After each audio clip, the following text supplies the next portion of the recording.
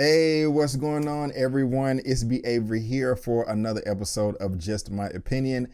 Thank you so much for tuning in. I really do appreciate it. And you know why we're here? We're here for Power Book 2 Ghost, Episode 8, titled Family First. And the first thing I just want to talk about is, I love the title of this episode. I think it fits so well. I thought last week's Sex Week fit so well, but this one fits so much better. Now, this recap, it will be a spoiler-filled recap, and you probably already knew that, but if you don't, it's going to be spoiler-filled. I'm going to spoil this thing up, down, left, right, in, and out, as if you already seen it. You have been warned. So just again, if you haven't seen the episode, turn it off, go watch it, come back, subscribe, all that good stuff, so you can get this spoilery goodness. And I'll also say, guys, I really love this episode. I thought that this is the best episode of the season, possibly by far, at least the second half. I can't remember the first half, but at least the second half of this season, I just thought this was fantastic. So many things happening. I mean, there's so many entanglements, so many relationships that are bonding and falling apart from every which way. When one character builds a relationship with these people over here, another one falls apart over here. It's like a never-ending cycle. And I'm excited, guys. I am excited to see how this thing turns out. We only have 2 episodes left, and so, I saw the preview for the next episode. Well, actually, I haven't seen the preview for the next episode, but the way this episode ended, especially with Jabari being WACK, I cannot wait to see exactly what happens. So let's go ahead and get into it. First, we got starting off, Tariq, he's out of drugs. He has nothing to move. Him and Braden are tripping. They're panicking like, oh my God, we got all these students. They want all these drugs. Where are the drugs coming from? But it starts off good. Tariq is in the room putting together his course correct stuff, and Braden comes in there. Now, first of all, even though I am critical of the show, I still love it, but I am going to be critical of the show. I'm just saying, man, if you're moving away, you got to lock the door. I don't even think the door was locked, because Tariq was a bit nervous. Like, oh my God, who's coming in? I mean, can you do this in the bathroom or not in the side of the door? What if, Braden, what if the door was locked, right? And then Braden opens the door, and as he's opening the door, coming in, somebody's walking down the hallway and kind of looks into the room or whatever, because people are nosy. These are just things that I think about, you know what I'm saying? When I watch these shows, I try to put myself in the shoes of the actors and the actresses. I mean, it's just fun. You may not do that. It's just something that I do, but hey, whatever, moving on. Now, when they are delivering the drugs and, kind of showing their operation, kind of somewhat of a montage setting, not exactly, we starting to get to meet the parents. And what is her name? Brashandria. I like her because, she's a very, she's very spirited. Let's just say that. And we see that she gets it from her mama. You know what I'm saying? Because it's like, don't be telling me that you're paying for a tutor when you can read your books for free or something like that. Mom, just take the course correct and shut the door. I was laughing on the inside. And so when we get the next scene after that, when they're in the classroom setting, I felt really sorry for Tariq, because his daddy is dead. Well, I can't. Well, you killed your own daddy. That's your dang fault. So I don't feel sorry for her. But your mom's in jail, and so you in there alone, don't nobody, hey, where's his mama? Where's his daddy? And everybody else is in there. And so even with Tasha being in jail, I really just don't like Tasha either. I mean, she was cool at first. No, actually she wasn't, but she's in jail. I mean, she tried to frame old dude, in the last episode and lie and put everything on him, but he was smart in the last show and went to the convenience store or whatever. And so I got to take that back. Tasha, that's pretty conniving right there. I was talking to a friend the other day, just like, man, people are just so evil in the world. They just be doing stuff to people that don't deserve it. And so, it is what it is. But Tariq is in class, and I really like the dialogue, the conversation that they was having in there, because I agree with what they was talking about a lot, just saying and how nobody likes to for somebody to be 100% honest with them. They want to make up the narrative in their own head and go with that. I mean, people just can't handle the truth. I am a testament of that. I grew up all my life trying to be completely honest with people, especially women, and it doesn't work. It just doesn't work, or I don't know, maybe I don't know what the hell I'm doing, or it could be a combination of both, but that hit me personally. I was just like, I was watching like, that's right there, because a lot of people, they want to live in a fantasy land, I don't want to go. I mean, I'm just saying. I mean, it can be a woman that comes to you and like, hey, what are your intentions with me? What do you want? And you can be blatantly honest, like, hey, I just want this, I just want that. Some people can take it, some people can't. And I'm not gonna get too personal, but man, that's just across the board. Men, women, just in general. in my experience, and you let me know down in the comment section too, how do you feel about, that scene right there, about honesty? Because I honestly feel that, majority of people, they can't take it. I like the way everybody checked that white girl's dad in there too, because it was like, what does this text right here have to do with canonical studies? And the professor was like, it has to do with the racial divide and tension in this country. How is it not relevant? And Brashandra's mom was like, oh, I like him. And then the white dude turned around, but her like, and she's like, you could turn around, I was laughing at that. I was laughing at that. I really was. But, after class, we got whack ass Jabari, AKA Mr. Cockblock, coming in there trying to mess with Tariq, talking about, hey man, I want to talk to you. I feel like you're just holding things back. I feel like you're not being honest with me. And it's just like, man, like this dude is whack level 9,000. Like I just can't, maybe there are people that are out there that act like that, but not at his age. You know what I'm saying? We all have things that we look back on and be like, okay, maybe I shouldn't have said this. Maybe I shouldn't have done that. Maybe need to address my personality here and there. But that's when you're developing. But this is a grown ass man competing with an 18-year-old or 17-year-old. I don't even know. Has Tariq turned 18? I think he did turn 18. Yeah, I think he is 18 now. But I just like Jabari. It's just, I don't know. He's just ridiculous and he needs to get out of there and sit down somewhere. But anyway, we're going to talk about Jabari later on because, like I said, whack level 9,000. Now, the next scene that we have is 2-Bit. And I like his character for the most part. Earlier in the past show, he came across as just like a freaking moron, but later on it seemed like he had some intelligence, especially, when he was in prison. And I think he said he was been reading books when he was in prison, but he's out now and he goes and he visits Lonell, which, that's her real name. What is Lonell's real name? That is her real name. What is her name in the show? I don't know, but I like Lonell in real life. She's funny to me. Sometimes her jokes and stand-up comedy is like, I remember one time she was talking about her vagina was itching and she was scratching with a credit card. And it was funny but gross at the same time, but whatever. But I do enjoy her, so when I saw her pop up on screen, I was like, oh, that's Lonell, you know what I'm saying? She's funny to me. And I forgot, I don't know if this was revealed before, but she had on the t-shirt that had Spanky on it or whatever. He was executed last show because he was a snitch. And so you can already tell that 2-Bit has something up his sleeve, he has something that he's, trying to accomplish. And, he goes after Tariq. And I don't know how I feel about that. I was really liking, I was really liking Lonell. I was really liking 2-Bit, but the way he had Tariq hemmed up, I'm like, bro, come on, man. And Tariq has never even met this dude before, so it's just like, I don't know. I know you're trying to put your foot down to show that you're a threat because you're trying to get your 24K and all that, but I didn't really feel that scene right there. I was like, man, come on, man. Tariq finally got control over this, but now, another wrench is being thrown in the game or whatever. And that's another reason why I like the show is just that you live this lifestyle, it's dangerous, and so that's just the lessons that it's teaching right there. But I jumped ahead too quick, that's kind of where 2-Bit runs into Lauren's family, outside of campus. And, they're just like, hey, you should, talking to Lauren, you should try to give, Tariq you should try to give Malcolm another try. He's a catch. And she's like, I'm not trying to advocate that you chase after no man. And Lauren's like, man, it's over with. It's over. And Lauren is very cute. Lauren, all the women in this show are cute. Lauren, Lauren's mom is cute. Lauren is cute.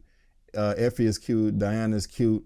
Mary J. Blige, she's straight. I like her looks in other pieces of entertainment. Right now, her attitude kind of turns me off. And we all know that Carrie's fine as hell because I've been raving about her, for the longest. But let's talk about Carrie real quick. Zeke is sprung, man. He like that old woman, older woman. She's not old. She's older than him. But, he got the draws and he is hooked, man. He's showing up at the office and it doesn't help because Carrie is in that black leather looking like a sexy brown skinned Catwoman.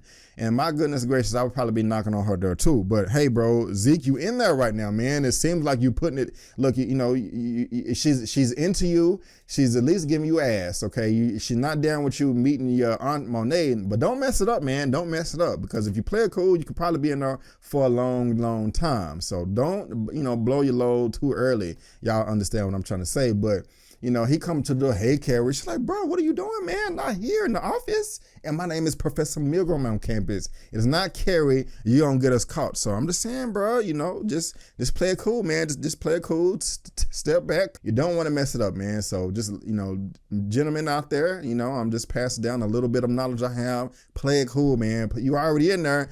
Don't mess it up. Don't mess it up. Now, also, this is right here where we have Tariq coming out of some room, some classroom, and he runs into Lauren's parents. And Lauren's mom is an ass, like, oh, where was your parents that they couldn't let your mom out for parole for? Like, why what are you doing? Stop it. It's not like Tariq is pursuing Lauren and getting, get the story straight or whatever. She's been pursuing him.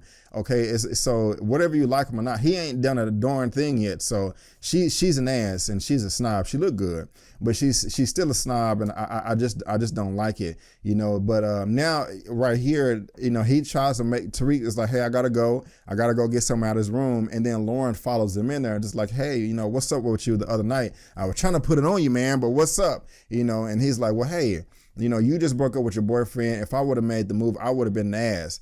And that was kind of a good excuse, but at the same time, it didn't make any sense because Lauren was waiting at your door and she came on to you. You know what I'm saying? It'd be different if he was like, oh, okay.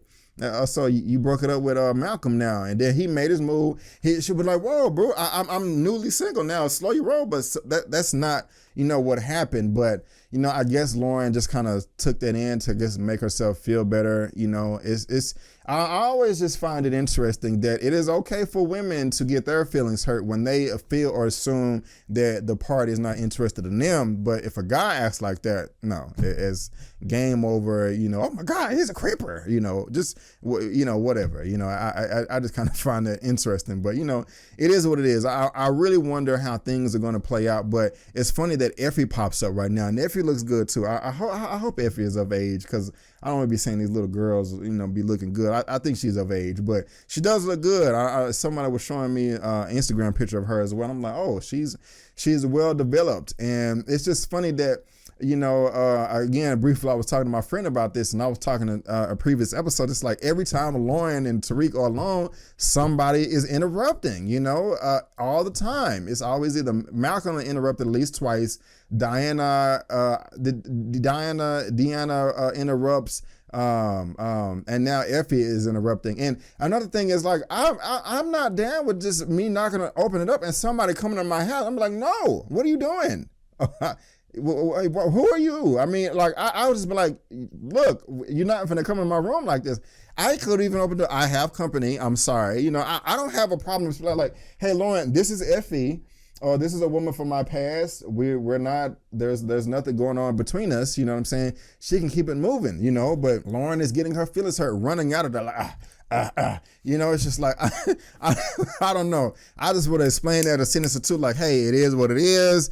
This is not my girl, blah. It's just like, it's just funny to me. Like all these constant interruptions from people, but Tariq, of course, he has no reason to trust her. She's evil. She ratted on him. You know what I'm saying? And that's just not cool. But I will say that I am glad that Tariq got the draws. He got the draws. He got the draws. He got the draws. And I don't trust Effie. Of course, she's just there to make money, to sell, move the weight or whatever. But I don't really think that she's into Tariq. I just don't trust her. I'm glad that Tariq doesn't trust her. I'm glad that Tariq is going to his mother on the phone, just like, hey, mom, I just need your advice. I got this woman in my life, or women, and one of them is, saying this, saying that, shooting her shot. I'm not trying to be played. And she's, putting them on game, like, hey, your father used to do the same thing. And I forgot exactly what she said. And that's exactly what Tariq did. He's protecting himself.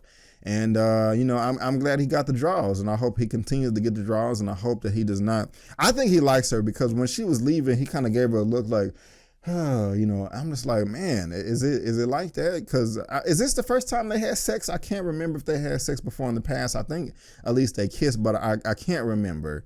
But Effie, I don't trust her. She is no good. She is no good. She's no good. And this is where 2-Bit popped up or whatever. And this 24K, man, that's just extremely steep. But we're going to see how that plays out. We're going to see how that plays out. And now we have Jabari in the restaurant, and he has his agent or his friend or his colleague comes in, or I think that's his brother, or they're related in somehow. And there's a gentleman that I go to school, I went to school with, named DJ. He's like related to him in some way. So shout out DJ. Shout out to your bro, your family. I hope he does well. You know, on Instagram, he was really raving like, oh, that's my family right there. So that's what's up right there. That's what's up. But Jabari is just so excited about this book. Like, hey, man, lay it on me, you know, and I get it. I get it. You know, I would be like that too. I would be anxious like, man, how did I do? How did I do? Let me know. Let me know.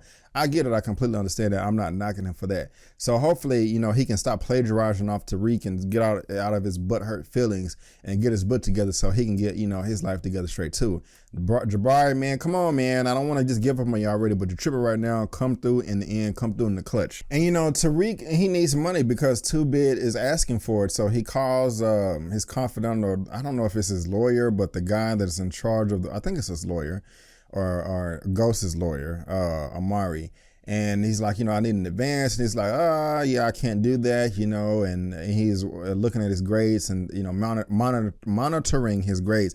And for some reason, I like his character, the lawyer, for some reason. I don't know. He kind of just seemed like Winnie the Pooh or something. I don't know if that sounds weird to you, but I just like his character for some reason. But again, I'm just saying right here that I'm rooting for Jabari, man. I want him to come back to the light, but he just continues to get whacker and whacker and whacker. And as he's reading Tariq's paper, Tariq is like, you know, I'm going after this woman here, but her boyfriend is whack and is always interrupting. And Jabari is assuming that Tariq is talking about him as the weak boyfriend, and Professor Milgram, Carrie, you know, as the lady that Tariq is sleeping with. And, you know, Jabari is getting mad, breaking his pencils. I'm just like, man, this is just really, really, really, really, really pathetic, you know, and I just don't understand. And so the Jabari just takes it to the next level, 10,000. He's Super Saiyan whack level now, and he's following Tariq with, you know, like this, like. Just think about this, guys. This is a grown man. This is a grown man doing this. This is stuff that little kids do, you know? It's just, this obsession is just really weird. And you going around like a little ninja with your notepad, and you're trying to text Carrie or whatever and put it together. Like, you know, hey, I'm meeting with a student. And then you following Tariq, you thinking they going to some hotel to smash or something like that. And then you open it up and you taking down your notes, and it's crazy. But that's when his lawyer friend asked him, like, you know, hey, you know, do you have the book ready? And I think he calmed down when he saw that Tariq was meeting with Drew in some motel, hotel, Holiday Inn somewhere. But that was just so retarded, you know. I'm just like, man, who does this? Jabari is like, he's psycho stalker. Like, really, you got to call it what it is, man. That's just, I was really feeling his character at the, you know, early on in this show, and now he's just pathetic, you know. But hey, it is what it is. It is what it is. But now the next scene is like they're at a dinner table, and Trace is, you know, he's sniffing coke and sniffing lines and all this. A nose is bleeding, and he's like, oh, I'm stunning like my daddy. And they got pink everywhere, pink sweaters and cardigans and pink drinks. And, you know, I just find it interesting, just the different culture from white and black people. And I'm not saying that Braden's family is a representation of all white people. I'm not saying that. But we all know, as black people or whatever, or whoever's watching the show, ain't no way you can be like talking to your parents. You're like, I just don't understand what the fuck is going on at the table. And they don't knock you into the next year. Like, what the hell is wrong with you? Like, that just doesn't happen. So that's just kind of like funny to me. You know, the conversation, the word choice, the dialogue that they're just able to have, because it just wouldn't go down. It's not like I want to do that. I don't want to just be dropping F-bombs around my mom and dad or whatever. But, you know, hey, everybody is different. But Braden is putting some pieces together. He's like, wait a minute, man. They selling coke around here. That's our lane right there. We should be making money. But, you know, Tariq is just letting him know, like, hey, man, look, that's not our lane. We sell pills and we sell weed. Coke is a whole nother level. You don't even know how much it's worth on the street. And just, you know, Braden just needs to slow his horses. It's just like the thing about it is Tariq is doing this because he needs the money. Okay, I know he doesn't enjoy the lifestyle, but Braden has everything. He has money. He has privilege.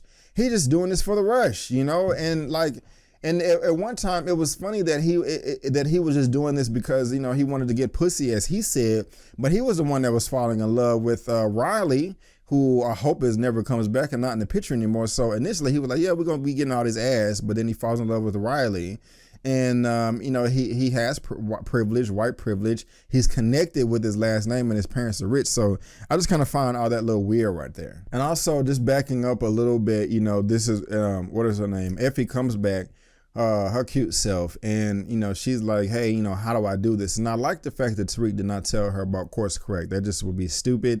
I don't even think that he told her that he's moving weight. I think he just was like letting her know like, hey, this is how you do it. This is how you sculpt the scene, you know, connecting different students with parents, et cetera, et cetera.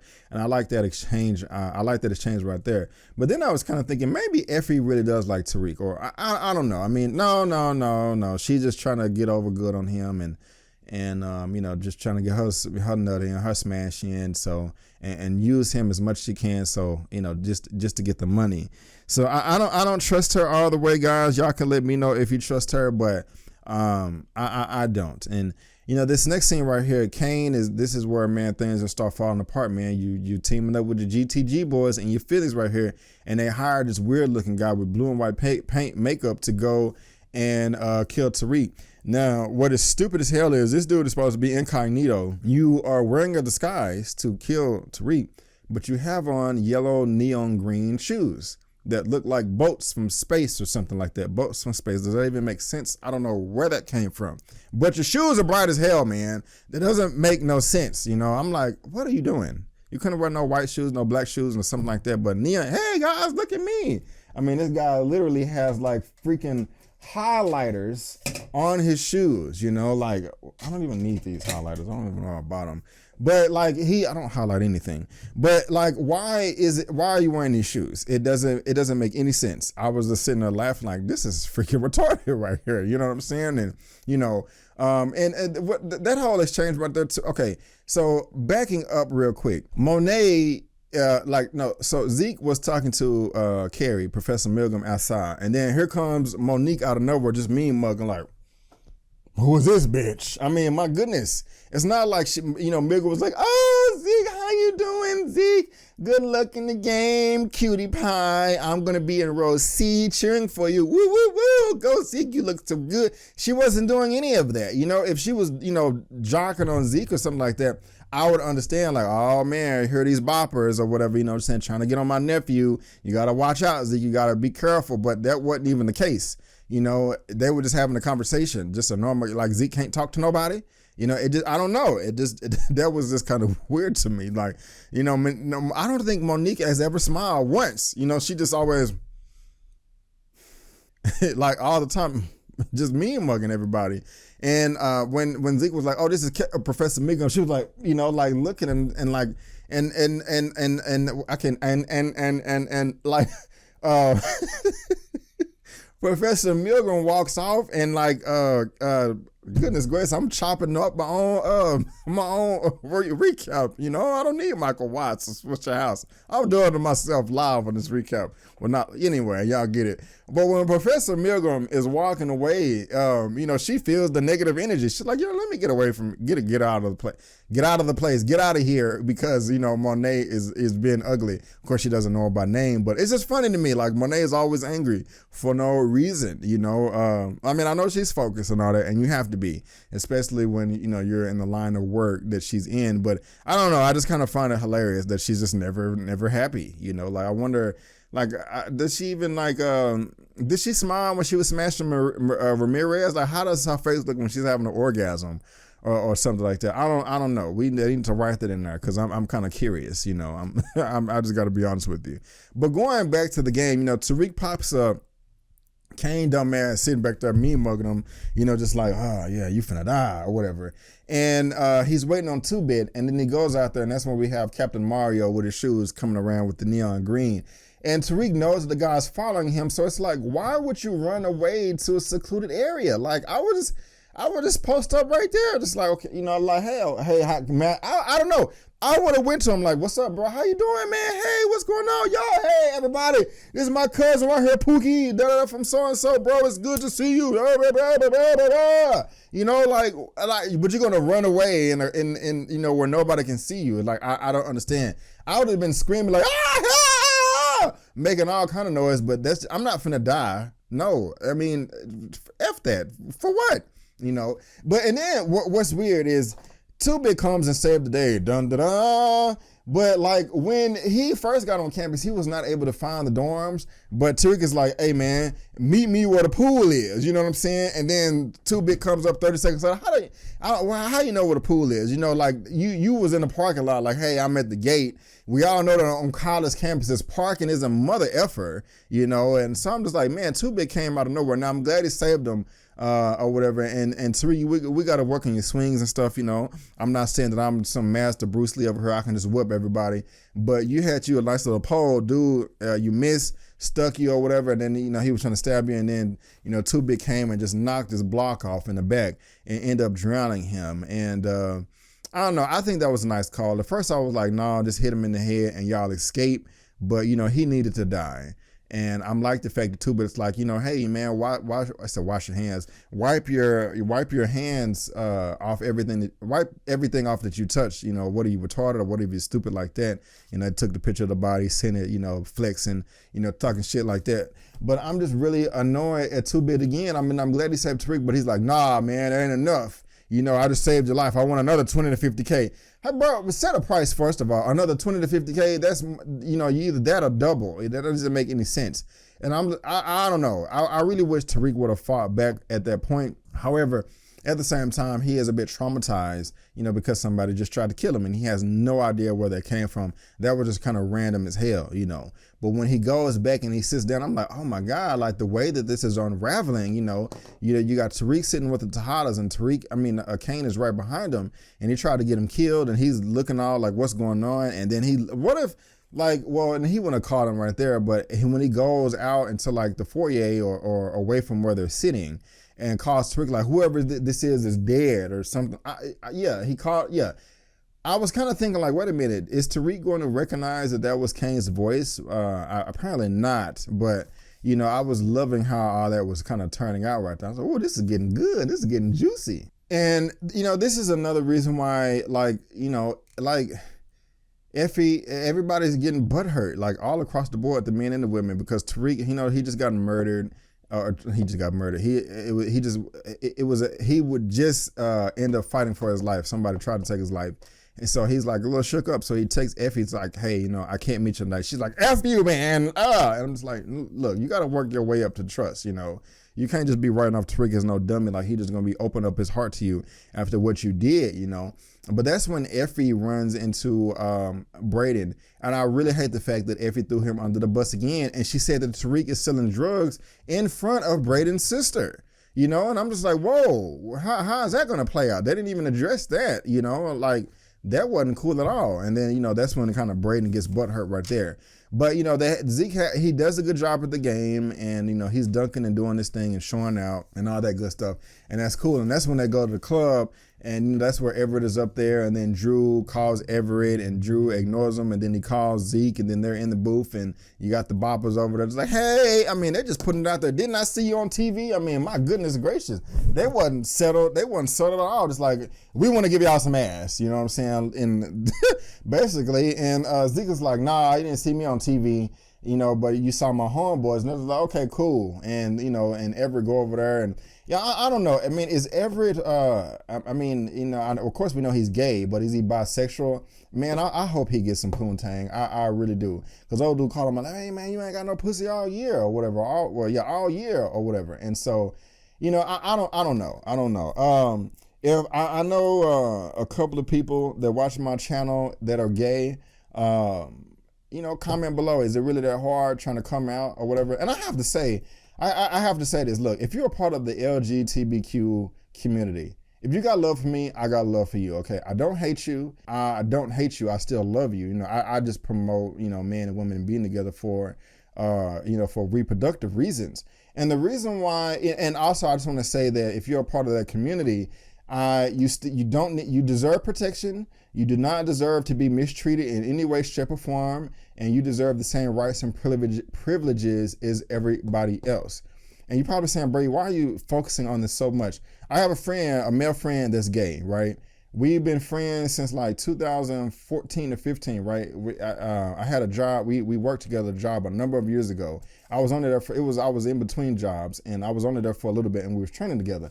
I knew the dude was gay from the jump. You know, I just knew he was gay, but he was still cool. You know, we both like movies, anime. You know, we both like like I just said that we both hate white supremacy. We had a lot of things in common. And so we've been cool all this time. You know, we friends on Facebook and we friends on Instagram or whatever. And I knew he was gay this whole time. I thought that he knew that I knew that he was gay, and he just came out to me this year. We were just talking on Facebook. He was like, "Hey man, just FYI, I just want to let you know, that I am gay." And I laughed. And I'm like, bro, I laughed because I was like, bro, I've been knowing that since day one or whatever. He's like, man, I never wanted to say anything or whatever. He said, I know you're not gay or whatever, and whatever. I just never wanted to say anything because I did not want you to judge me or whatever. And I was like, bro, I will never judge you, bro. I love everybody, man. I was like, even though I don't, agree with the lifestyle, that's my decision. And you can live your life. Everybody has a right to live whatever life they want to live,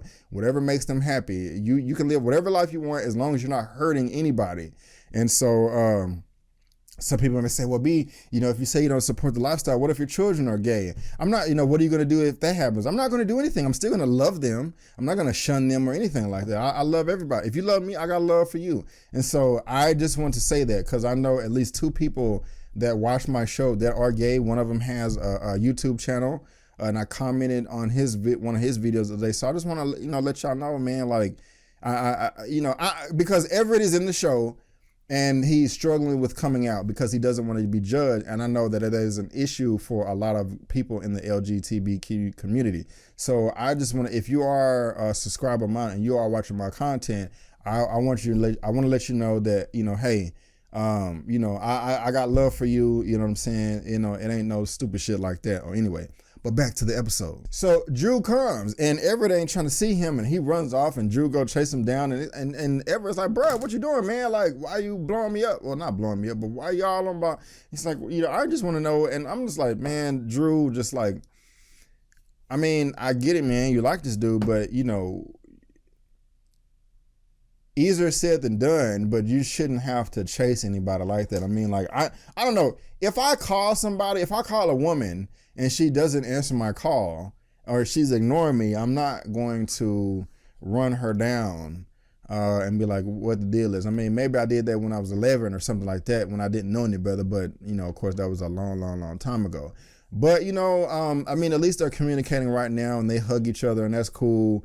I hope they end up living happily ever after in the show, whatever.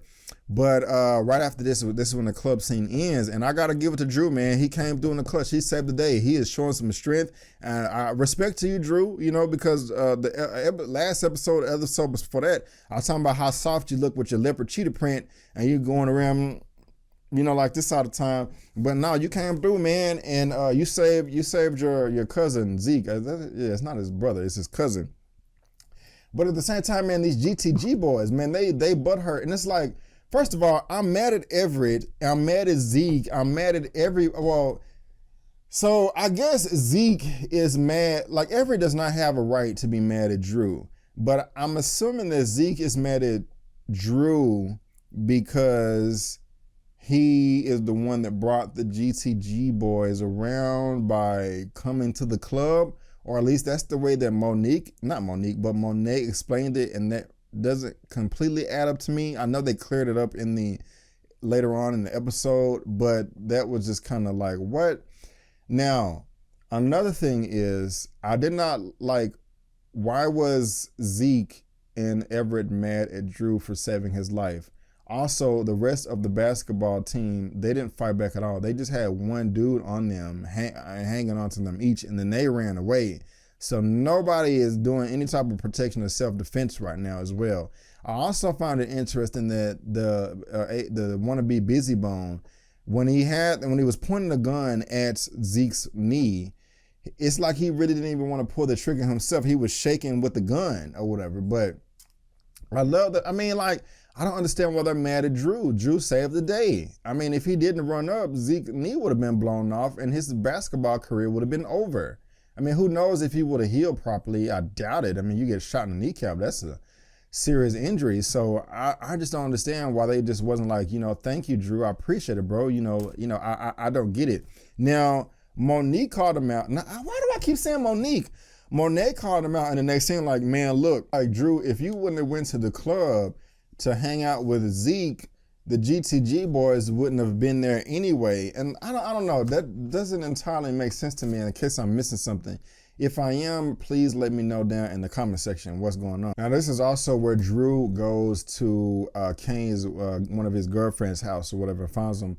Like, hey, you tried that with Deanna. I know that he's in there, and if I can find him, everybody else can find him. And of course, Kane doesn't like that. And, no, she doesn't like that. She opens the door and she's like, get out. And I didn't know that you was hiding over here. I'm like, come on now, dude, just gonna show up like, hey, baby, I need a place to stay, but, whatever.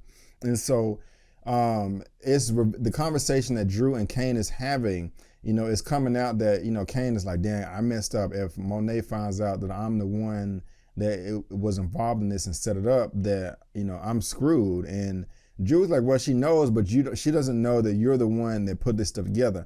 And they split ways, and then Drew goes home. She hears the conversation of Monet and Tejada on the phone, and she assumes that she's talking about Drew, but she's like, no, we're talking about Kane as far as we've done everything. And I'm glad she cleared that up, because Drew really could have got his feelings hurt right there.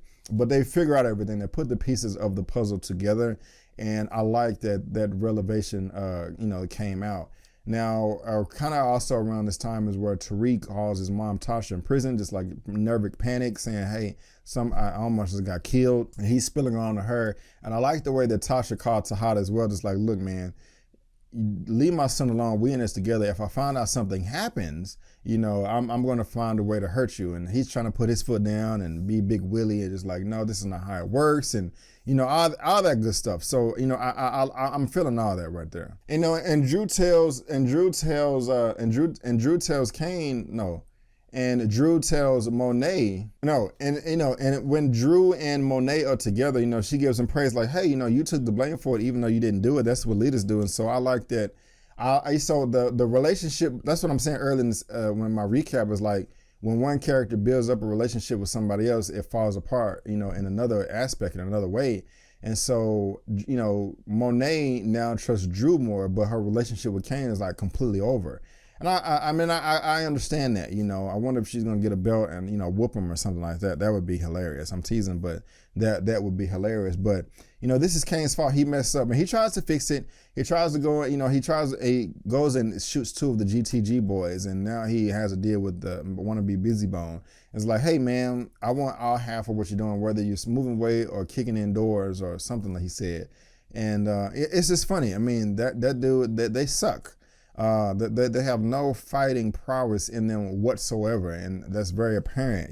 They just need to go sit down somewhere and never emerge again. But I feel like he's gonna pop up and try. He's gonna die. He is. He's gonna get killed. He's gonna get his feelings hurt one day and try to shoot up somebody, and he's gonna get popped. And I'm gonna laugh about it. And of course Zeke didn't go home either. He's scared. He goes to Carrie's house. She was tripping at first, but she sees that he got roughed up, and she tries to bring him in. And then this is where Kane tries to go home, and Deanna's like, look man, here's some money. You can buy you a couple of sandwiches and some hand sanitizer and a couple of bottles of water. But you're not welcome here anymore. And, Monet is upstairs and, he's like, oh, I need, like, bro, nobody pushed you out. You put your own stuff out, did some F stuff, some fuck shit. And now you all in your feelings talking about, I need y'all. But look, bro, you're really, you messed up, man. You dropped the ball. And so I'm really interested in seeing how that's going to turn out right there. Then Tariq goes home to his dorm, his room, their house, and Braden is mad. And it's just funny. It's like, oh, you did this. And I think y'all fucked in here too, because it smelled a little weird. I was laughing at that right there. I was laughing, but they're checking each other. It's like, man, dude, like, look, I don't trust you anyway. You're the one that's bringing that BITCH Raleigh in here or whatever. You're not even focused. And, And Braden kind of knew that, but he's like, well, get Effie to sell the app. He's like, you could have came to me. And, do y'all think that Braden is justified in his anger towards Tariq? I don't know. Y'all let me know down below in the comment section, but I don't think their relationship is over. I think that they're going to mend that. But right at this point right here, Tariq did get a phone call, and I can't remember who called him. So who do y'all think called Tariq? And did he say hello? Like, who do y'all think that was? Who do you think it is? Do you think it was Sachs? Because he wasn't in this episode. Do you think it was Davis McLean? Who do you think it was? Now, we also getting these final scenes right here. Jabari is still a whack ass cock block. He's finna do the course correct thing. Like, bro, you're gonna get some shit. And when Lamont on the Life Games channel, he was thinking that Jabari was gonna die. And I was like, no, I don't think that's gonna happen at all. But if Jabari keeps on digging, I think he is gonna die. If he's getting in too deep right here. And we have this last scene right here where Tariq got that clean ass coat, looking like a boss. We got that nice wide shot of the bridge in New York, and then it pans down, and he just kind of just posted up looking cool. I'm like, look at you. And then him and Monet come together, and I like the dialogue that they was having. He was like, look, I don't F with none of y'all. Y'all can just leave me alone. And Monet's like, hey, I understand. And he's like, your mom, she loves you, but she can't call Tejada no more. And she's like, look, I didn't send Kane after you, that was on him. And he was like, how should I believe you? And it's all making sense. I like this exchange going back and forth. And she's like, look, he's out of the family because he's messing up. And now, it is what it is. It's the streets. If he does come after you, you got to defend yourself. You got to do what you got to do. I respect that. But if I get word that you're going after him, I'll come and kill you myself. You know what I'm saying? I respect that. That was like, well, we look out for each other. He needs some new weight. And I like that. So, they're proving themselves to each other. I think that they're going to be making a lot of money, a lot of bread, making a lot of moves or whatever. But I'm really interested in seeing, how things are going to play out, with Kane. And I just don't know. I mean, I want to know who called Tariq. I hope Jabari just stops in his tracks. And I wonder what Kane is going to be doing. And then this relationship with Tariq and the whole Tejadas or whatever. And so, Tariq got the draws. I'm happy about that. But I am, but I'm being silly. But, we're just going to have to see how everything plays out, guys. And guys, I was able to have a brief conversation with Michael Rainey Jr., aka Tariq, with the African American Film Critics Association. So if you're interested in seeing what he had to say about his role, please click the link down below, and they'll also be tagged at the end of this video. He's a cool guy, and I'll just go ahead and say that he's nothing like his character Tariq in real life. I really did enjoy this episode. I really did. And so that's it, guys. That is just my opinion. And I want to thank you so much for tuning in. Like I said, I really, really enjoyed this episode. I thought it's the best of the season so far with everything unraveling. Please let me know everything that you liked or did not like, everything that made sense or did not make sense down in the comment section. Let's get this conversation going and keep it flowing. If you liked the video, please go ahead and give me that thumbs up and also subscribe to the channel. Help me reach 30,000 subscribers, guys. That would be lovely. That is my next goal. That is my next milestone. But guys, again, I just want to thank you so much for tuning in. And before you go, don't forget that my name is Brandon Keith Avery, and that's just my opinion. Peace.